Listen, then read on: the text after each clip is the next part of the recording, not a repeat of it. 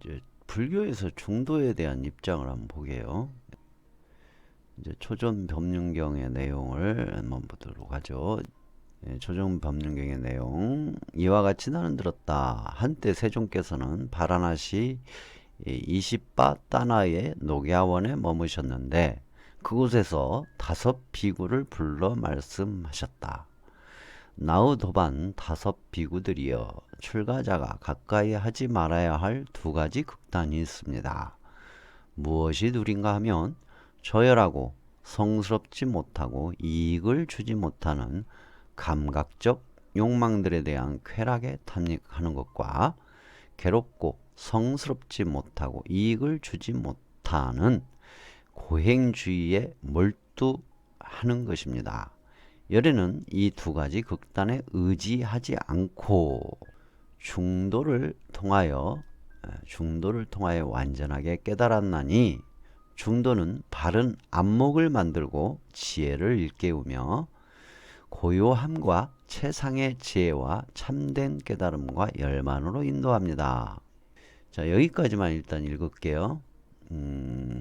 자, 부처님께서 중도를 얘기할 때 극단적으로 욕망들에 대한 쾌락에 탐닉하는 것, 감각적 욕망에 대한 쾌락에 탐닉하는 것, 이거 하나하고 고행주의에 몰두하는 것, 요 2가지를 이제 얘기하면서 중도에 대해서 얘기를 해요. 극단.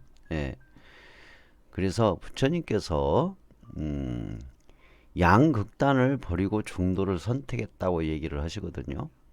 그러니까 수행 방법에 대해서 중도를 얘기하신 거예요. 양극단을 버리고 깨달음을 얻었다는 내용을 해요. 그렇게 해서 양극단을 버리고 깨달음을 얻고 보니까 그게 바로 뭐였냐면 양극단을 의지하지 않고 중도를 통해서 깨달음을 얻었는데, 그 깨달음을 얻은 것이 뭐였냐면 중도는 바른 안목을 만들게 되고, 그러니까 중도를 통해서 얻게 된 것이 이거라는 거예요. 바른 안목이 만들어지고 지혜가 일깨워지고 고요함과 최상의 지혜와 참된 깨달음과 열반으로 인도가 된다라는 것을 말씀하시는 거예요. 중도 수행을 하면서 어떤 걸 실천하느냐, 그걸 이제 설명하는 게 팔정도예요. 중도적 양극단을 떠난 중도적 수행을 하면서 팔정도를 얘기를 하죠. 그래서 구성 요소로서 그것은 바로 8가지 구성 요소를 가진 성스러운 도인이 바른 견해, 바른 사유, 바른 말, 바른 행위, 바른 생계, 바른 정진, 바른 마음 챙김, 바른 삼매입니다. 라고 나와요. 이렇게 얘기를 하시죠. 그러면서 계속해서 이제 얘기를 하시죠. 그래서 부처님의 중도, 양극단을 버리고 중도를 선택하다. 부처님께서 깨닫고 보니 당시 극단적인 쾌락이나 고행수행 방법으로는 깨달을 수 없다는 것을 아시고 극단적인 쾌락이나 고행수행을 하는 것이 잘못된 방법이었다는 것을 말씀을 하시죠. 그러면서 이제 그 예를 들어서 말씀하시는 게 또 나오죠. 가야금을 탈 때 줄을 너무 팽팽하게 하거나 느슨하게 하거나 하면 제대로 된 소리가 나지 않는 것을 예를 들기도 하신다. 수행 역시 적정한 상태에서 임해야 한다는 것을 말하고 있다. 세속의 즐거운 쾌락도 극단으로 가면 문제지만 깨달음을 위한 수행도 극단으로 가면 오히려 깨달음을 얻을 수 없다는 것이었다. 시다르타가 수자타의 우유죽을 얻어먹고 보리수 아래에 앉아 있을 때는 깨달음에 완전히 실패한 상태였습니다. 그래서 도대체 내가 무엇을 위해 출가하여 수행을 시작했던가? 내가 지금껏 이렇게까지 몸이 상하도록 극단적인 고행을 해서 얻은 것이 무엇인가? 라고 생각하는 것이 나오며, 그동안의 집착적이고 극단적인 수행 방법으로서의 깨달음을 구하는 것을 내려놓고 깨닫고자 하는 집착마저 내려놓고 고요히 그리고 서서히 차별과 분석의 생각에서 어떤 것에서 치우치지 않는 마음으로 돌이켜보는 중도적 사유로 어떤 것에서 치우치지 않는 마음으로 돌이켜보는 중도적 사유에서 근본적 통찰에서 선정에 들어 깨달음을 성취하게 됩니다. 이제 이게 중도의 이제 가장 기본적인 내용이에요. 예. 근데 이제 초기 불교 부처님께서 열반하시고 나서 초기 불교 시대가 이제 나오죠. 예, 부처님 열반하신 후 나오는 것이 이제 바로 초기 불교 시대예요. 거기에 이제 보면 초기 불교 시대의 중도, 이제 중도가 변형이 되는 거예요. 조금씩, 예, 조금씩 변형이 되고 어려워져요. 내용이 중도의 부각이 시작된다고 추정할 수 있음. 그러니까 부처님 열반하신 뒤에 이 중도 수행, 이 중도적 수행에 대한 것이 조금 더 철학적이고 좀 심도 있게 연구가 되는 거예요. 연구가 되면서 그 좀 더 그렇게 강하게 부각하는 현상이 일어나요. 그게 이제 초기 불교의 중도예요.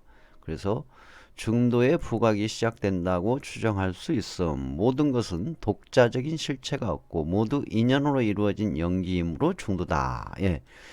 이제 부처님께서 그냥 양극단을 피하는 수행을 해야 된다라고 얘기를 하셨는데 이것을 갑자기 연기로 바꿔버려요. 예, 연기가 중도다라고 변형이 일어나는 거예요. 예, 이때부터.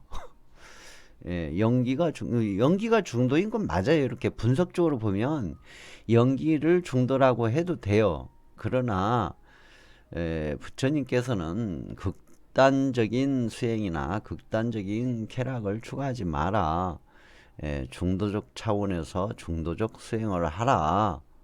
그렇게 함으로써 그렇게 중도적 수행에서 팔중도를 실천하는 수행을 하면 저절로 깨달음에 이르게 될 거다라는 얘기였는데 이제 연기가 중도를 하나의 이제 그 뭐랄까 명사화 시킨다고나 할까?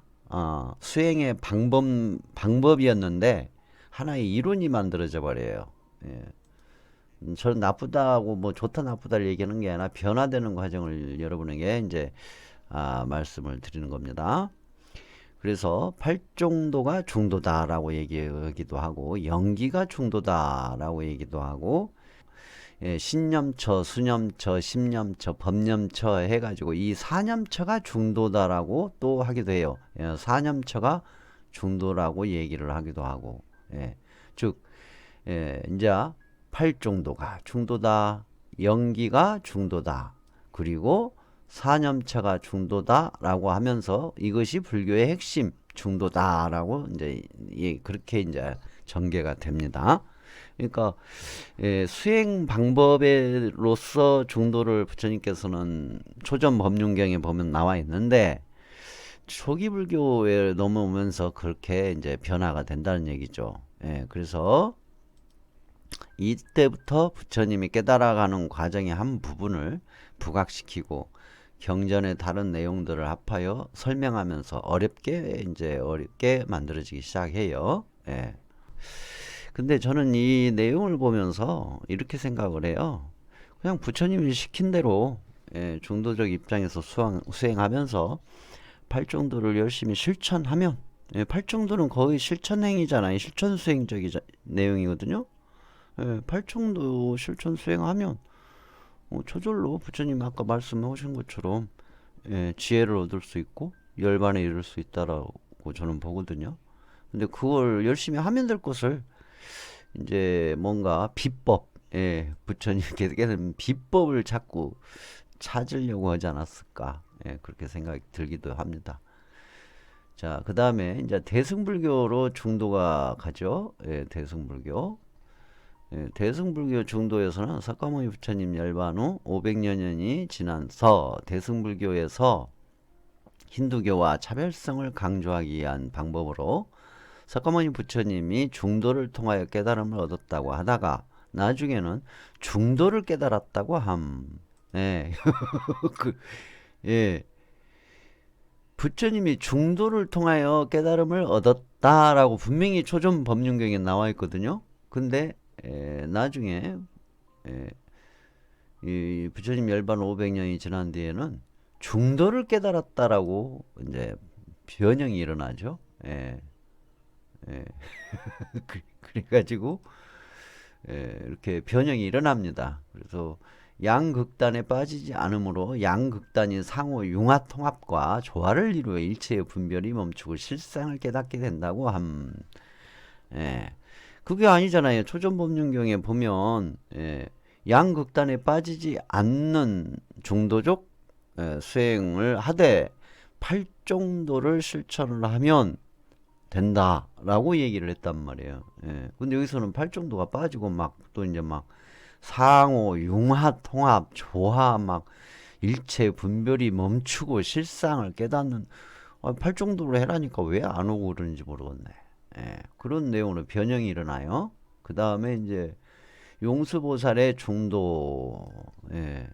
여러분들 이제 공부를 전문적으로 하신 분들이야 뭐 저보다 더 잘하시겠지만 제가 전체적인 맥락에서 본반은 이렇게 돼 있어요. 진리의 공세계. 예, 여기서 이제 진리의 공세계가 나와요. 공사상이죠. 진리의 공세계와 진재와 세속의 가시적인 세계 속재. 이 두 가지의 세계를 포괄하여 유무, 양변을 떠난 것을 중도라 하며 막 복잡해지죠. 뭔가 철학적인 용어가 나오죠. 진재, 속재, 중도를 대등하게 보아 삼재라 함. 철학적이고 복잡한 이론을 만들어 어렵고 뭔가 대단하게 만들어 버린 감이 없지 않아 있다. 예. 그냥 중도적 양극단을 피하면서 팔정도 호면 부처님께서 말씀하신 대로 되지 않았을까 저는 그렇게 생각을 하거든요. 그래서 이제 여기에 따른 저의 의견, 중도의 저의 의견입니다. 부처님의 많은 가르침 중에서 인과응보, 인과연기, 십선업, 사성제, 팔정도가 핵심 가르침으로 모두가 인정하고 있는데도 불구하고 왜 중도가 부각되었을까? 부처님은 열반하여 계시지 않아 여쭤볼 수가 없으니 깨달음에 대한 어려움에 부딪히게 되면서 어떻게 하면 부처님처럼 깨달을 수 있을까? 부처님은 어떤 방법으로 깨달음을 얻으셨을까? 부처님께서 깨달은 비법은 무엇이었을까? 라는 고민을 하다가 중도를 부각시키지 않았을까 하는 생각을 해보곤 합니다. 시다르타가 수자타의 우유죽을 얻어먹고 보리수 아래에 앉아 있을 때는 깨달음에 완전히 실패한 상태였습니다. 그래서 도대체 내가 무엇을 위해 출가하여 수행을 시작했던가?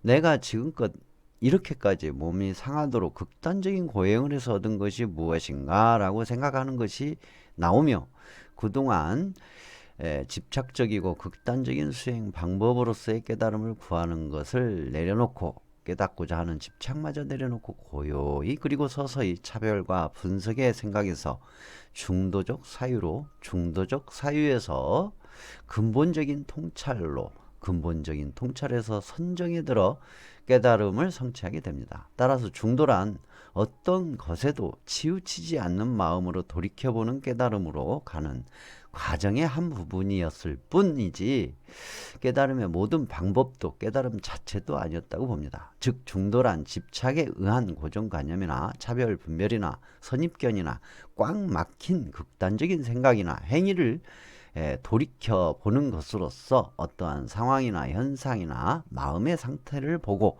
올바른 이치를 보는 것이다 라고 생각합니다. 그러니까 수행 방법에 대해서 중도를 얘기하신 거예요. 근데 아무튼 중도는 그렇다. 그렇게 시작이 됐었다. 초전 법륜경의 내용으로부터 중도는 시작이 됐다. 거기에서는 양극단, 두 가지 극단에 의지하지 않고 중도를 완전하게 깨달았느니 이게 수행의 방편적인 내용으로서 말씀을 하셨다라는 점이에요. 네, 참고하시기 바랍니다.